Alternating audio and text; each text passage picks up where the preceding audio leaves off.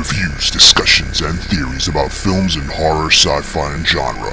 This is The Horror Deconstruction. Like, share, and subscribe to hear more. What's up, everybody? It's The Horror Deconstruction. You give us a like, share, and subscribe. Hit that bell icon and let the people know you like the show. We want the show big, just for you. Today's film is The Stylist, 2020. A lonely hairstylist becomes obsessed with the lives of her clients and descends into murderous madness. Directed by Jill Gevargizian. Written by Jill Gevargizian, who did the story, as well as Eric Havens and Eric Stolz. Starring Najara Townsend, Jennifer Seward, Lindsay Solomon, also Brea Grant, Davis DeRock, and other actors. So why did I pick The Stylist? Well, it's a film that was actually recommended by, of all YouTube channels, Watch Mojo, that I think did a top 20 list of obscure horror films, and they were right. I actually watched this and I enjoyed it. So big up to them, big props for that recommendation for this film. So this is a female slasher film directed by a female director. It's a really interesting horror film that I think a lot of people would be interested in seeing, because you don't really hear much about this film. It was a short film on YouTube. I'll link the YouTube short from the website Alter. So it's got 1.9 million views for the horror short film The Stylist. Same director and same actress from the original short film. So the funny thing is, when I first saw this film, I was like, how do I know this actress, Najara Townsend? She looks very familiar. I mistook her for this actress with a similar look from YouTube. I used to watch YouTube way back in the day when they had this actress named Amy Walker, who's sort of one of those actors that tells other actors how to do different accents and stuff like that. She has a very Amy Walker-ish look. So if you remember old school YouTube, you remember Amy Walker. Amy Walker's still going on strong. But Najara Townsend was also in Contracted, which was the film about getting an STD that turns you into a zombie. So I was like, oh yes, okay, now I recognize her. She has a very classic European sort of beauty to her. Very beautiful actor, very good actor also. Not to demean anything or take anything away from her just from her looks, but she's quite the looker and she's quite the actor, so it doesn't hurt at all. But yeah, she was great in Contracted, where she really had to make some disgusting moments in film. I can't even repeat what happens in that movie, but there's some gross stuff in that movie. Contracted is another great horror film that you should check out. Danny and I did a review for that a while back. You can see that in our archives. You just check our YouTube and just search for Contracted. So anyway, who is she in this film? Well, she is playing a character named Claire, who is a stylist at some local salon. I actually probably did not pay attention really where this was filmed. It looked like some sort of area like Seattle or some sort of suburb area. And her character traits, I don't know if it's the correct way, but this is the closest thing I've seen to a femcel character, if you want to take the basic understanding of what an incel character is. Incel with that cartoonish guy who can't get laid, so he rages against the world, against women and men and stuff like that. Her character is not necessarily focused on sex. I think she's just focused on feeling not alone or something, because she's very much a loner. She's very awkward. She's very socially not there. And I won't spoil the ending of the film. I won't spoil much of it, because this is a recommendation review. This is different from when usually we'll put a recap at the beginning, because I want you to watch this film and I want you to experience it for yourself. So her Claire character is very awkward. If you can't watch awkward movies, I know this is written. I know it's fake. I know it's made up. But sometimes I just can't watch awkward sequences in films, because it just reminds me of my past and my present. And there are plenty of awkward scenes in this film, and not played for comedic, reasons. It's played straight, just from her awkwardness and her wanting to have affection from others and her wanting to be treated as a human being, even though she acts not necessarily like a human at times. She ends up having a friendship with a character named Olivia, played by Brea Grant. And Brea Grant, I was like, who does she look like to? A lot of these actors in this film look very familiar. So Brea Grant looks like Rita from Dexter. I was like, oh, she looks like Rita from Dexter. So then when I looked at her IMDb, this actress was actually on Dexter. Brea Grant was playing Matsuka's his like assistant, I think in season 6, named Ryan Chambers. She was there to kind of flirt with Masuka, and like he feels like an asshole in the show. But she's very pretty in that show too. She is really good in this film, but she has some character decisions that I don't understand. I understand that characters have to make dumb decisions to make a movie move along, but she is a woman who is going to get married, so she personally hires the main character Claire to style her hair for her wedding. But there are some major social faux pas that Claire does here and there. Very weird sort of shit that Claire does that Brea like forgives. Like, she must have gotten the greatest hairstyle ever from this woman to forgive her for her weirdness, to let her get her hair styled for her wedding. Because if I was going to be on a wedding day and this lady pulled this weird crap with me, I would be like, no, I'm sorry, I gotta go find somebody else. But it's an interesting film because there is a body count. There's a healthy body count in the film, and two quite graphic gore scenes in the film.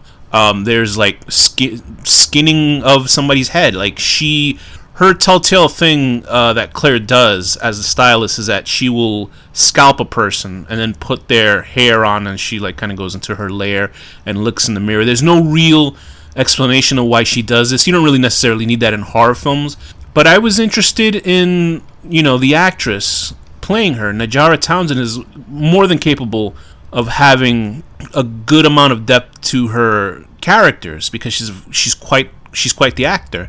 And I think that's the only thing that was missing from this film. I don't think it's a giant deterrent, but I think that had they had more character study work, because you can look at this film as character study more on the glances and the sort of quiet nature that she plays Claire's character.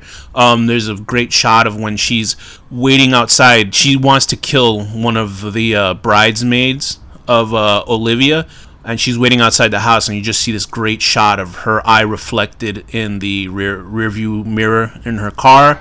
Another great thing, because this is clearly a very talented woman who's directing this, Jill Givargizion. I'm sorry if I mangled your name. The way she's dressed. Oh my! I know nothing about fashion. I mean, I went to a school that had fashion in it, but boy, Claire is the best. She's got to be the best dressed slasher I've ever seen in a film, besides Candyman. Tony Todd's Candyman. Tony Todd's character had a great coat, and like he was just got style. He was dripping. He had what the kids called drip.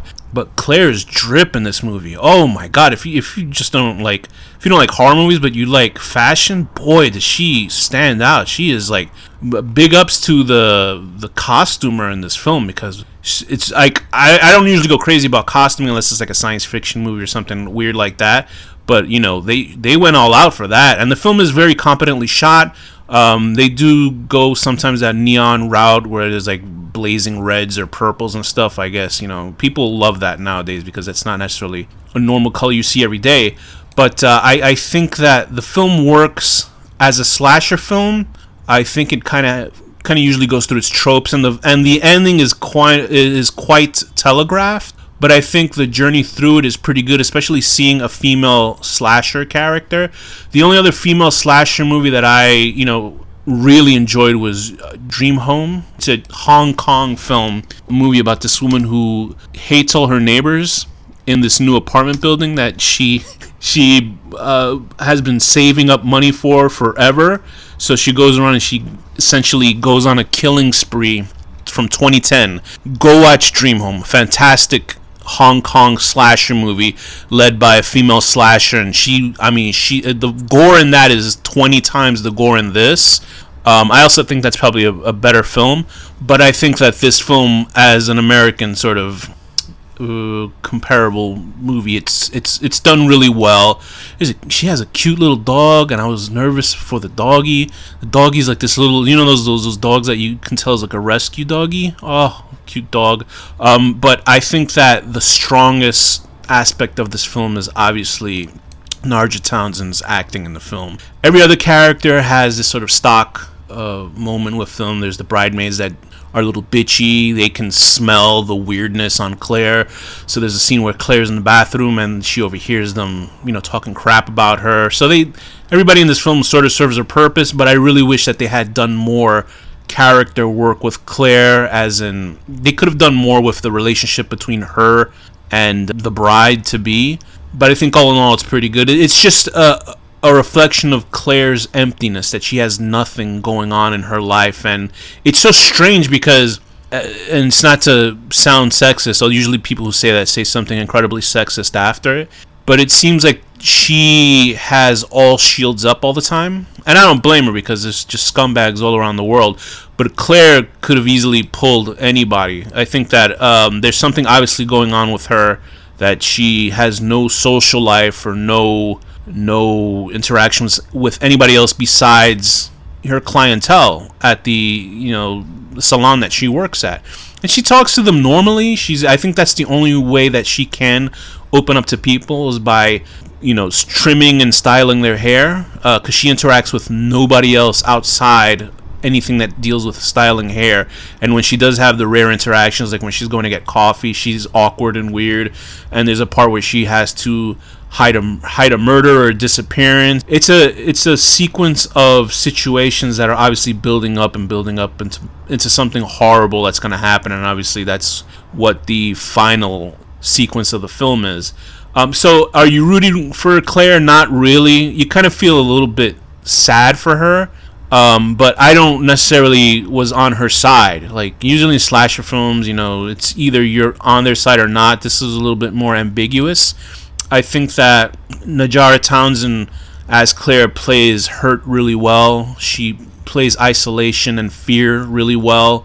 I felt sad for her character, but I think it was inexcusable for the things that she did. Like, if she was just going around slashing like bad characters, like asshole characters or anything like that I could understand. But there are innocent characters that she's killing. So at least the director is giving you somebody who's doing something horrible. Like, it's not just, hey, look, she's only killing jerks, so she's great.